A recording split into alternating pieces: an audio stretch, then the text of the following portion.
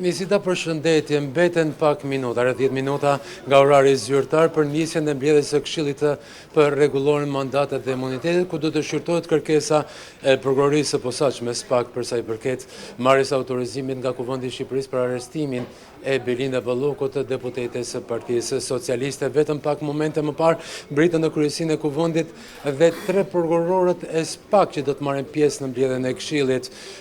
Kreu i këtij institucioni Klodian Brau, i shoqëruar nga 2 prokurorët e çështjes, Dritran Prençi dhe Dorina Bejko, të cilët do të jenë pjesë e kësaj mbledhje dhe ku do të parashtrojnë dhe ato pretendimet, arsyetimet e tyre për sa i përket kërkesës që kanë depozituar, kujtojmë në datën 16 dhjetor të vitit të kaluar 2025 pranë kryesisë së Kuvendit, pikërisht për marrjen e autorizimit për arrestimin e Belinda Ballukut, pasi SPAK ka ngritur akuza për shkelje të barazisë në tendera për sa i përket ndërtimit të tunelit të Llogarase, po ashtu dhe lotëve të Unazës së Madhe të Tiranës, ndërkohë që SPAK ka vëjuar hetimet për sa i përket Belinda Ballukut. Në mbledhjen e Këshillit do të jetë avokati i zonjës Balluku, Ardian Kalia, ndërkohë që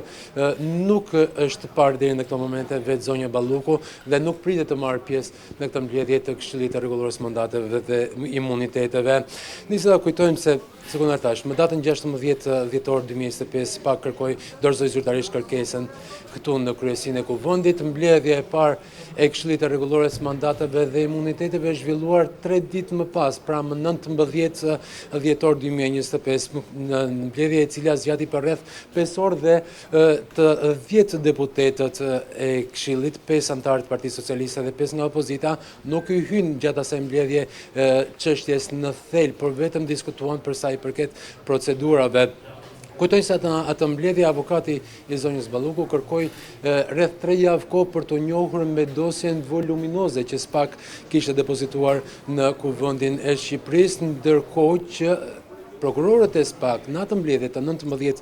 dhjetorit theksuan se maksimumi deputetët apo dhe vetë avokati i zonjës Balluku mund të merrte në dispozicion 3 deri në 5 ditë kohë për të shqyrtuar dosjen, pasi sipas tyre ishte një çështje me shumë ndjeshmëri dhe kërkesa e tyre pra e prokurorëve, si kundër thanë dhe në mbledhjen e 19 dhjetorit, duhet të shqyrtojë sa më parë. Por gjithsesi nga 19 dhjetori nuk ka pasur asnjë mbledhje tjetër të Këshillit të rregullorës mandateve dhe imuniteteve. Kjo zyrtarisht është mbledhja e dytë, pavarësisht se pas 19 dhjetorit opozita, 5 deputetë të Partisë Demokratike të Opozitës kanë kërkuar 5 herësh mbledhjen e Këshillit bazuar në përcaktimet e rregullorës së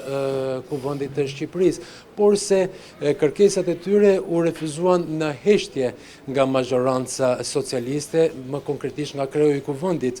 i cili ka detyrimin dhe tagrin për thirrjen e mbledhjes së Këshillit të rregullorës mandateve dhe imuniteteve. Kujtojmë se kemi pasur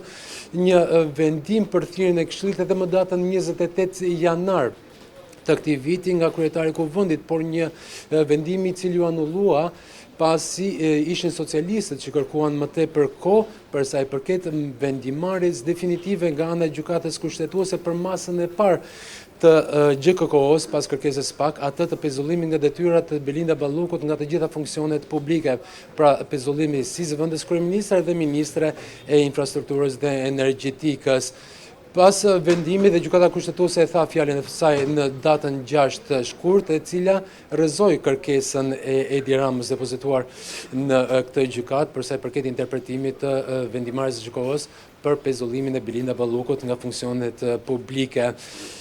Kujtojmë se 2 javë më parë, Edi Rama në mbledhjen e grupit parlamentar deklaroi se nuk ka ngut për sa i përket të çështjes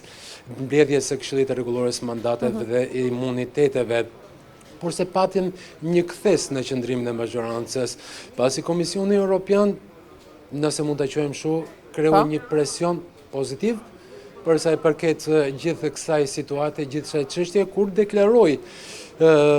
shumë qartë që Kuvendi i Shqipërisë do duhet të trajtonte sa më parë kërkesat e SPAK për çështje të ndjeshme, siç ka të bëjë me autorizimin, kërkesën për autorizim nga Kuvendi për heqjen e imunitetit të Belinda Ballukut. Ergys është ora 9:56, në orar zyrtar pritet njës në orën 10, a kanë mbritur të gjithë çka priteshin të mbrinin, me sa ke parë, përfaqësuesit si nga opozita, si nga mazhoranca, por edhe prokurorët e SPAK-ut që i pam pak momente më parë të hynin. Nisit në kryesinë e kuvendit, sipas informacioneve, janë të gjithë ata që duhet të marrin pjesë në mbledhjen e Këshillit të Rregullores Mandate dhe imunitetit. 10 deputetët, pra kryetari i kuvendit, përfaqësuesi i Partisë Socialiste dhe 5 deputetë tjerë të Partisë Socialiste, po ashtu edhe 5 deputetët e opozitës, janë 3 prokurorët e SPAK, të cilët hynë pak minuta më parë në kryesinë e kuvendit, dhe po ashtu edhe avokati i zonjës Belinda Balluku. Pra gjithçka mbetet vetëm nisja zyrtare e mbledhjes së Këshillit për pak minuta. Është një mbledhje e cila do të zhvillohet me dyert të mbyllura. Mediat do të qëndrojnë këtu në oborin e kryesisë së kuvendit për të mësuar gjithçka ndodh në mbledhje dhe për të raportuar çdo detaj nga mbledhja e Këshillit të Rregullores së Mandateve dhe imunitetit, dhe sigurisht dhe në fund të saj, nëse do të kemi dhe proncime apo qëndrime publike nga deputet antar të mbledhjes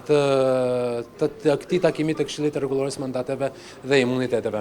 Shumë faleminderit Ergys për informacione. Do të lidhemi përsëri bashkë me të patur të reja. Nderuar shikues, ishim me pamjet live dhe raportimin e drejt për drejt të Ergysit nga kryesia e kuvendit, ndërkohë që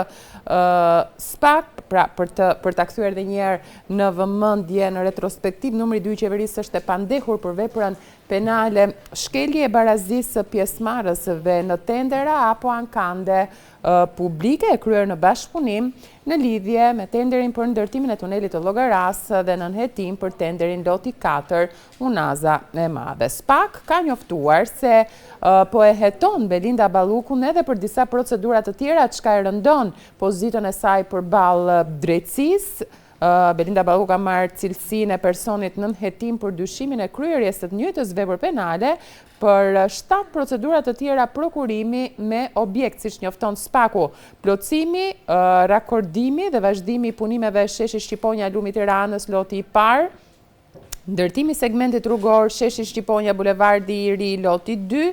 ndërtimi segmentit rrugor sheshi Shqiponja Bulevardi i Ri Shkoz Urat mbi lumin Tirana, ndërtimi unazës jashtme Tiranë loti 4, ndërtimi unazës jashtme Tiranë loti 5, i 6 dhe i 7 thuhet në kërkesën e SPAK-ut. Futemi për momentin nga ky transmetimi drejt për drejt.